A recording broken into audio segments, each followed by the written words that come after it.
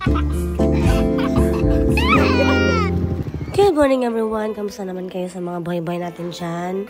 And for today ay pupunta kami sa park ng mga bata. And wala lang, just a simple date na lang para magkabanding-banding lang, makapasyal lang. And super happy talaga na nakapasyal kami that time. And kita nyo naman sobrang tawa ng tawa si Mimi. Aliw na aliw kay Kuya. Ang galing ni Kuya magpatawa ng mga kapatid niya. Kahit minsan inuto na lang siya na mga kapatid niya, okay lang sa kanya.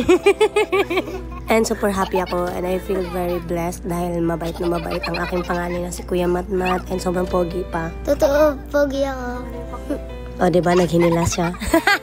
Sorry daw niya sumali sa voice over ko. Ayan. Tapos after niyan, tawa-tawa na lang kami. Hindi ko na actually minumute guys kasi gusto ko marinig nila talaga yung mga genuine na tawa nila.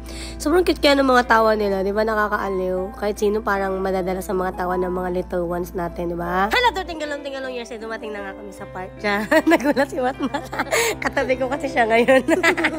Tapos ayan, nagseason na nga kami. And tuwa naman yung girly look ko. Tapos kasama namin si Atler, syempre si Nang.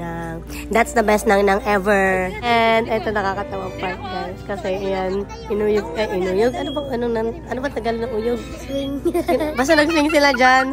Tapos una, dahan-dahan lang. Tapos nilakasan ko talaga na nilakasan. Una, tawa-tawa pa sila. Tuwa-tuwa pa sila, di ba? Maya-maya, nung nilalakasan ko na talaga. Bigla ng iba na yung mukha, pilit na yung tawa, tapos maya-maya, nininervyos na pala. Yung tawang may nervyos, ganun. Yung nagpapaka-feeling strong ka, pero nininervyos ka na, yan.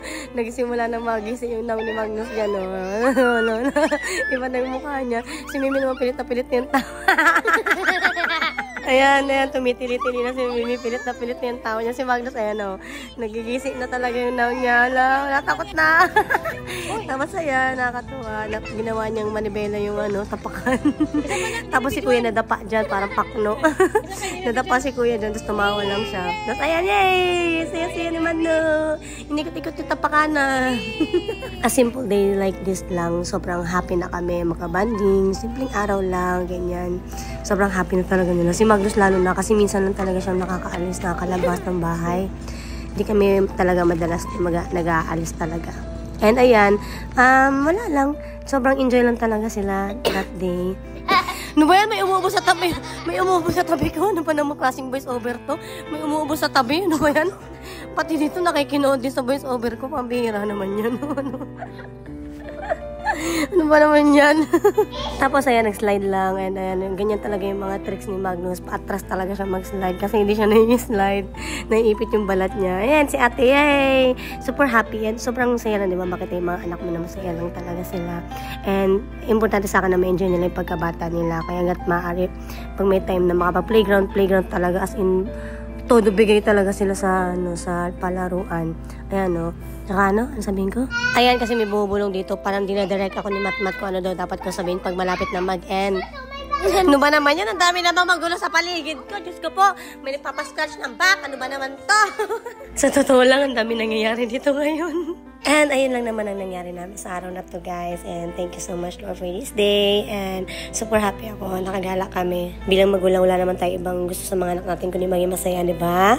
And ayun lang naman everyone. Thank you so much for watching. And sana nag-enjoy kayo. Kahit di ko alam kung nag-enjoy ba talaga kayo. Naguluhan lang kayo sa nangyari.